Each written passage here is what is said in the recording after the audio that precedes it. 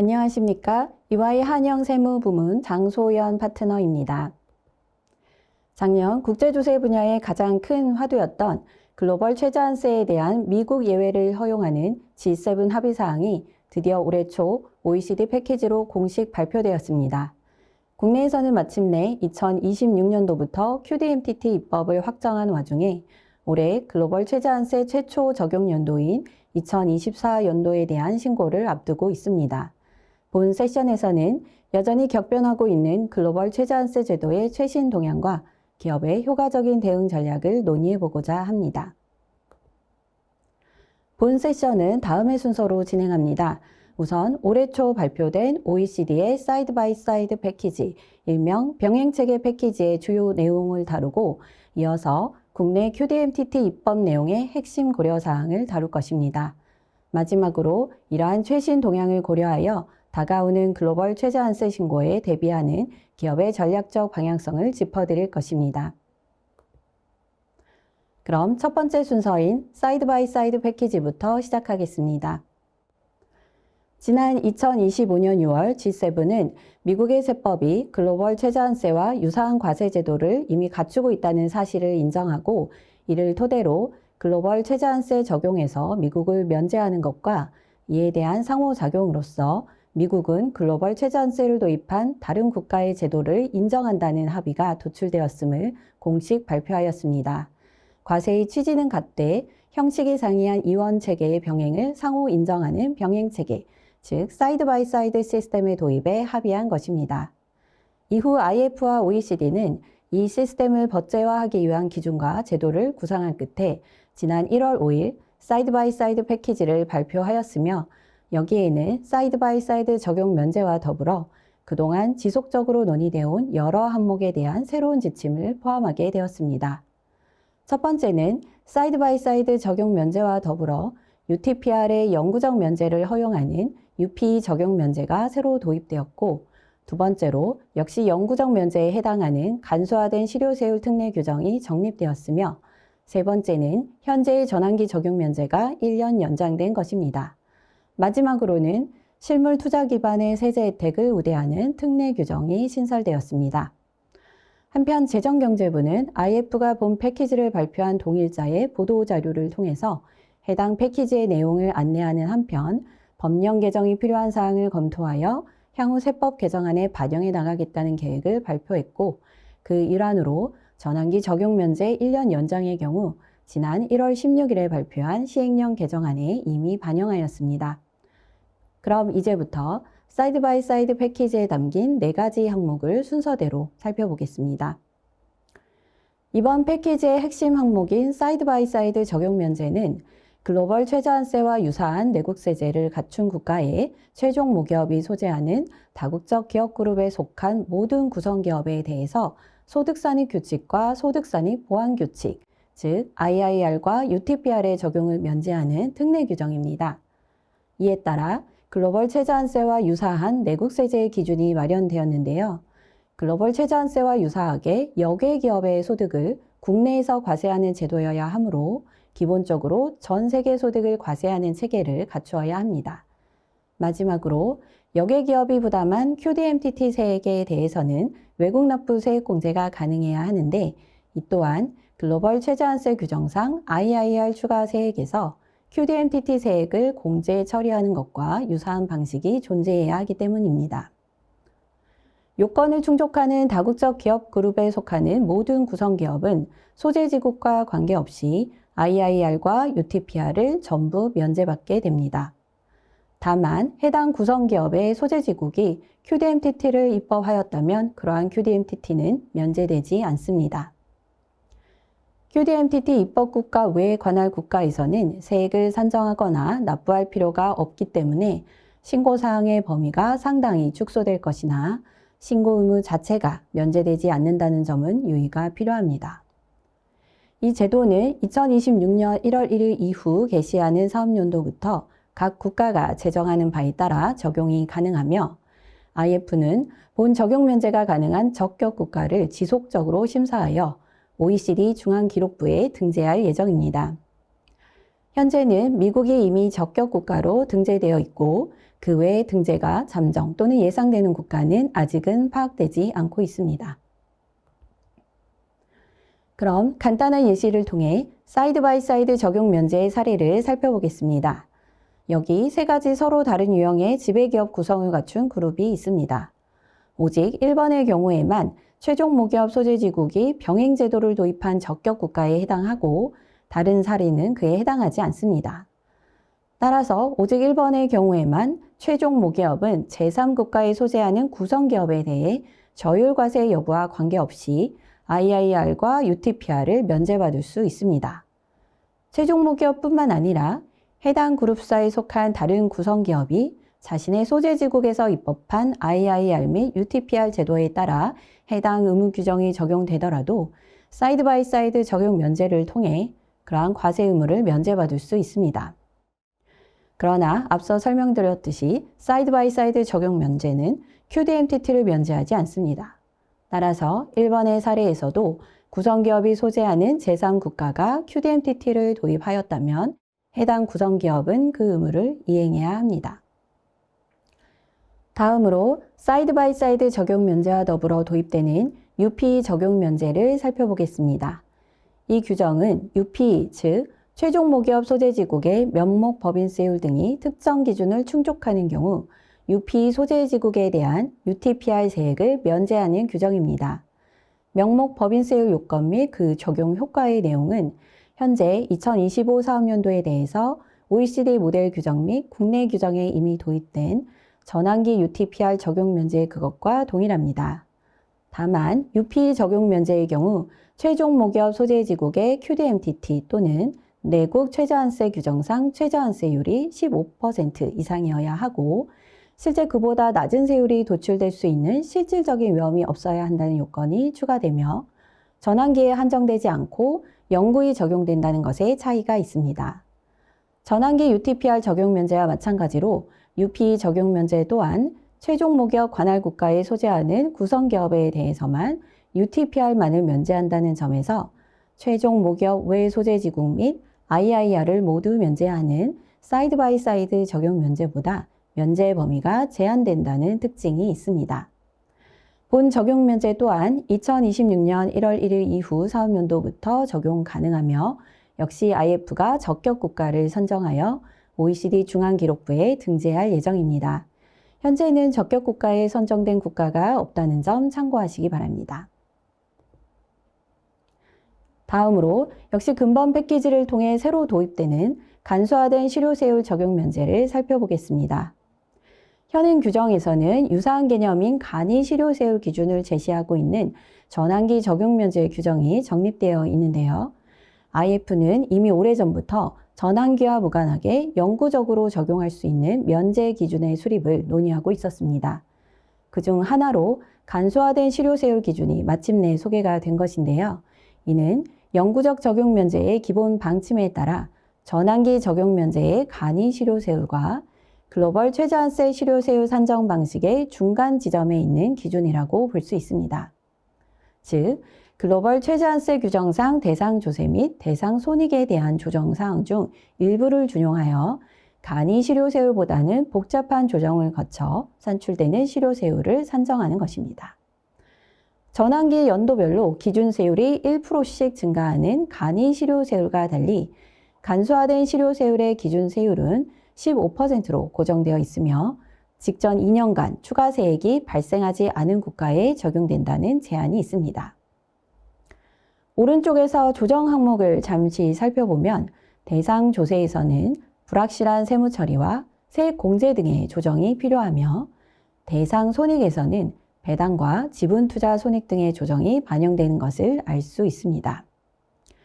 이 규정 또한 2026년 1월 1일 이후 사업연도부터 적용이 가능한데 특정 요건을 충족하면 1년을 선행하여 적용하는 것도 가능합니다. 간소화된 실효세율 적용 면제의 다른 특성을 좀 더 살펴보겠는데요. 가장 중요한 것은 once out, always out 원칙은 적용되지 않는다는 것입니다. 이는 전환기 적용 면제 규정에서 현재 적용되고 있는 원칙인데요. 전환기 동안 특정 사업연도에서 전환기 적용면제 요건을 통과하지 못하면 후속 사업연도 전체에 대해 자동으로 면제가 적용되지 않는다는 원칙입니다. 간소화된 실효세율 면제에 대해서는 이러한 제한은 적용되지 않습니다. 한편 결산 이후 조정사항의 반영이나 이전 가격 조정의 반영 방식에 대해서는 명확한 지침이 없어 불확실성이 우려되는 상황이므로 OECD의 추가 지침에 대한 모니터링이 필요할 수 있고, IF는 추가로 영구적 적용 면제의 다른 두 기준인 최소 적용 면제 및 초과 이익 기준에 대해서도 후속 기준을 마련할 예정입니다. 한편 전환기 적용 면제는 본래 2026 사업연도까지 적용되던 것을 2027 사업연도로 1년 연장하는 수정안이 소개되었습니다. 연장된 기간에 대한 간이 실효세율 기준은 2026 사업연도 기준과 동일하게 17%로 규정되었고, 본 연장안은 지난 1월 16일 발표된 2025년 세제 개편 후속 시행령 개정안에 이미 발빠르게 반영되었습니다. 다음은 사이드 바이 사이드 패키지의 마지막 항목인 실물 투자 세제 혜택에 대한 우대 규정 살펴보겠습니다. 이는 적격 세제 혜택, 즉 QTI에 해당하는 세공제 등의 세제 혜택 금액을 글로벌 최저한세 대상 조세에 가산함으로써 세제 혜택이 실효세율을 떨어뜨리는 효과를 제어하여 저세율이 도출되는 가능성을 경감시켜주는 우대 규정입니다. 통상 일반적인 소득 기반의 세제 혜택이 아니라 비용이나 생산 등 기업의 실물 투자에 기반하여 허용되는 세제 혜택이 QTI에 해당할 수 있습니다. 다만 유사한 효과가 적용되는 적격 환급 가능 세액공제 및 적격 양도 가능 세액공제와 달리 QTI 조정 금액에는 한도가 적용됩니다. 실질 한도라고 해서 실질 기반 제외소득 산정에 반영되는 적격 인건비와 적격 유형자산 상각비 개념이 동일하게 한도 계산에 반영되는데요. 해당 금액에 대한 일정 비율 금액을 한도로 QTI 대상 금액을 조정 대상 조세에 가산할 수 있습니다. 싱가포르 등 특정 국가는 이미 발빠르게 QTI가 되기 위한 인센티브 프로그램에 대한 구상 움직임이 있는 것으로 파악됩니다. 기업은 국제 조세 환경의 이러한 동향을 발빠르게 인지하고 새로운 조세 혜택 또는 기존 조세 혜택의 QTI 전환 가능성과 방식을 점검할 필요가 있을 것으로 보이고요. QTI가 가능한 국가의 실물 투자 확대를 통해 특례 한도를 최적화하는 방안에 대한 고려도 의미가 있으실 것으로 보입니다. 그럼 근본 패키지상 항목에 대한 소개는 다 마쳤고, 이제 IF OECD의 향후 동향을 살펴보겠습니다. IF는 근본 패키지 관련 세부 과제의 마무리 작업을 진행 중이고, 적격 국가 관련 국가별 제도의 적격성 평가를 지속적으로 수행해 나갈 예정입니다. 또한 새로운 규정에 대한 추가 단순화 작업과 기술적 쟁점에 대한 추가 행정 지침도 마련이 될 것입니다. 한편 근본 패키지에서 소개된 새로운 규정은 대부분 각국의 입법 절차에 따라 공식 입법이 되어야만 유효한 규정들입니다. 국내에서도 이미 시행령 개정안에 포함된 전환기 적용 면제 1년 연장 외에는 정부의 검토 후에 법률적 절차가 진행될 수 있을 것으로 보이고요. 다만 뉴질랜드 등 일부 국가에서는 별도의 법률 절차 없이 2026년 1월부로 자동 채택되어 유효하게 적용이 가능한 국가가 있으므로 향후 그룹의 진출 국가별로 세액 산정 및 신고 의무 이행 시 면밀한 점검과 지속적인 모니터링이 권고됩니다. 네, 그럼 다음으로는 국내에서 2026년도부터 적용되는 QDMTT 규정 개정 사항에 대해 살펴보겠습니다. QDMTT는 이미 2025년도 세제 개편 법률 개정을 통해서 국조법상 입법이 확정되었고, 지난 1월 16일에는 관련 시행령 개정안이 후속으로 반영되었습니다. 이 제도는 2026년 1월 1일 이후 시작되는 사업연도부터 적용이 되기 때문에 오는 26년 1분기 결산부터 각 기업은 국내 구성기업에 대해서도 글로벌 최저한세로 인한 법인세 비용을 결산에 인식하고 주석 공시에 대비가 필요합니다. QDMTT 규정상 실효세율 및 추가세액 산정 등 대부분은 기존에 도입된 소득산입 규칙, 즉 IIR 규정을 준용하고 있습니다. 그러나 국내 구성기업 소득에 대해서 국외의 주주기업이나 본점이 현지에서 부담하는 조세는 국내 구성기업의 대상 조세에 포함할 수 없다는 것이 그 주주에게 의무가 부여되는 IIR 실효세율의 산정 방식과의 가장 큰 차이로 볼 수 있습니다. QDMTT에 대해서도 IIR 규정상 전환기 적용 면제나 영구적 적용 면제가 준용됩니다.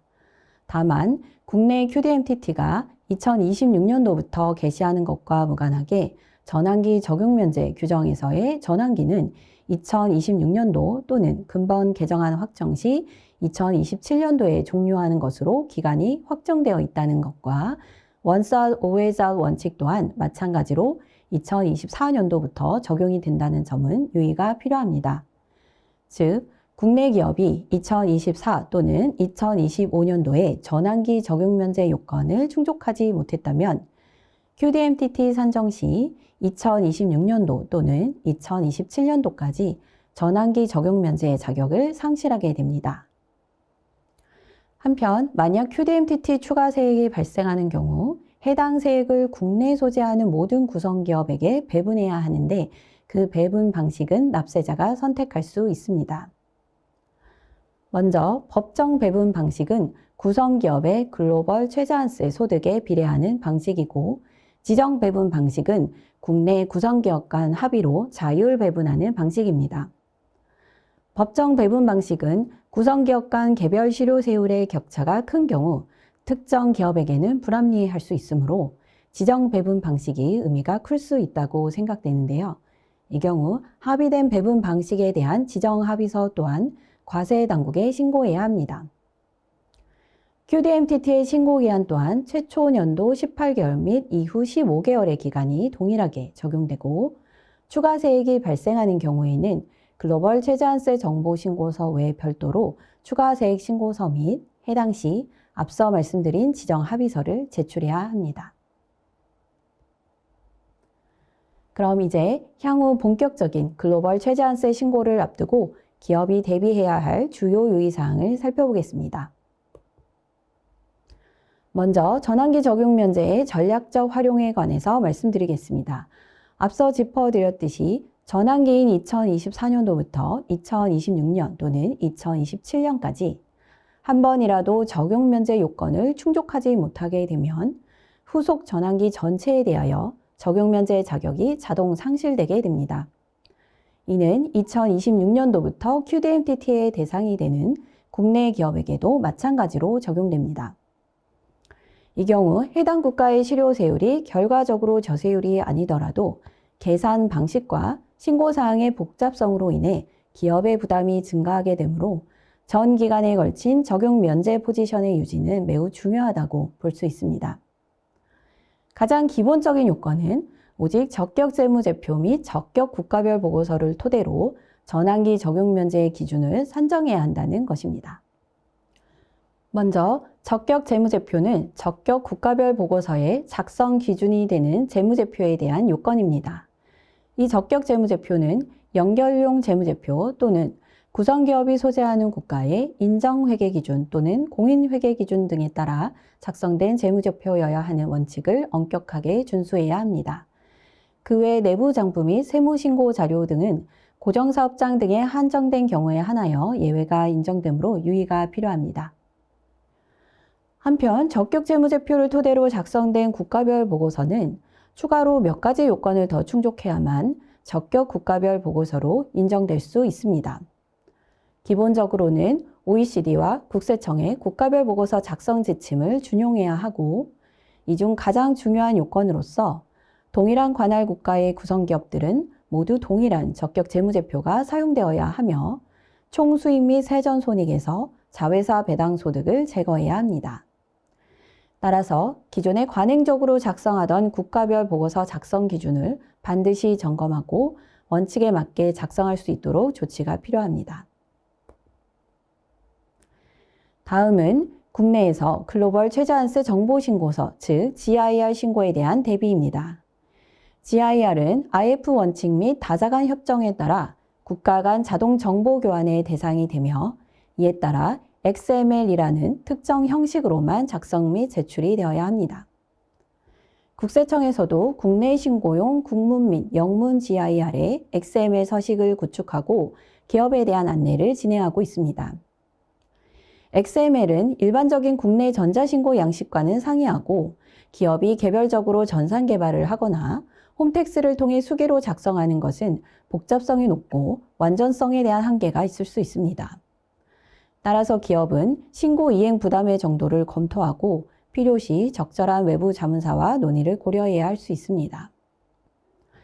한편 GIR 외의 다른 서식들은 일반 전자신고 또는 엑셀 제출이 가능한 부분이 있으므로 각기 다른 신고 양식에 대해서도 정확히 숙지하고 대비할 필요가 있습니다.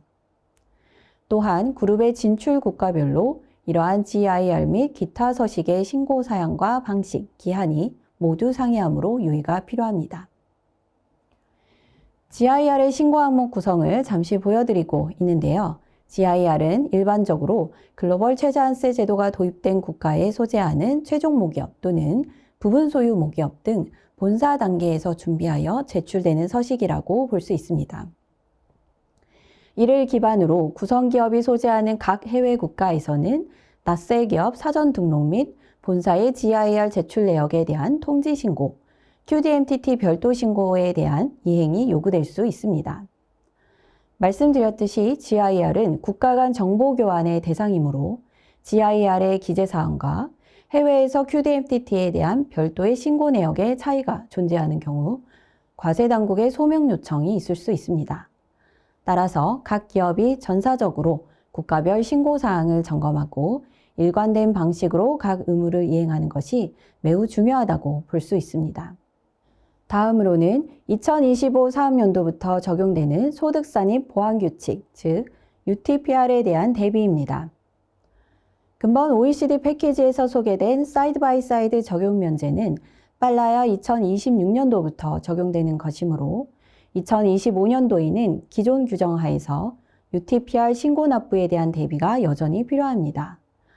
현행 규정상 UTPR 적용 면제의 경우에는 특정 기준을 전제로 최종 모기업 및 그와 동일한 국가에 소재하는 구성기업에 한하여 UTPR이 면제될 수 있으므로 최종 모기업 자체가 해당 요건을 충족하지 못하거나 최종 모기업과 다른 국가에 소재하는 구성기업에 대해서는 UTPR 세액을 산정하고 국내 귀속분을 구분하여 국내 구성기업이 신고 및 납부를 이행해야 합니다.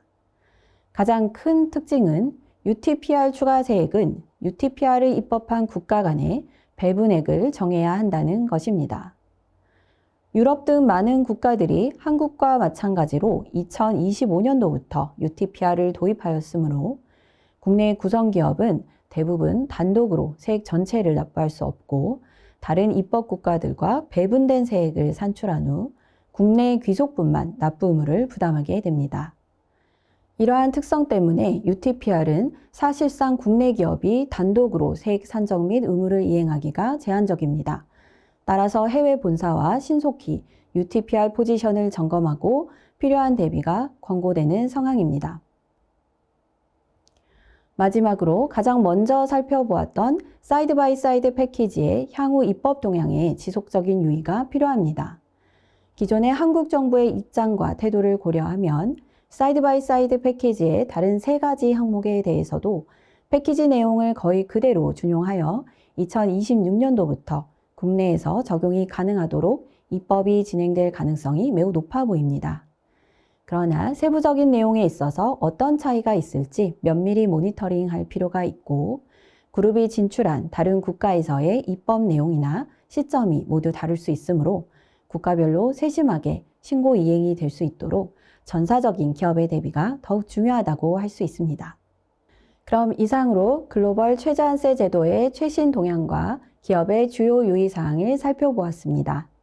본 제도는 강대국 간의 치열한 이해관계 충돌로 인해 지속적으로 제도가 변화하고 있습니다.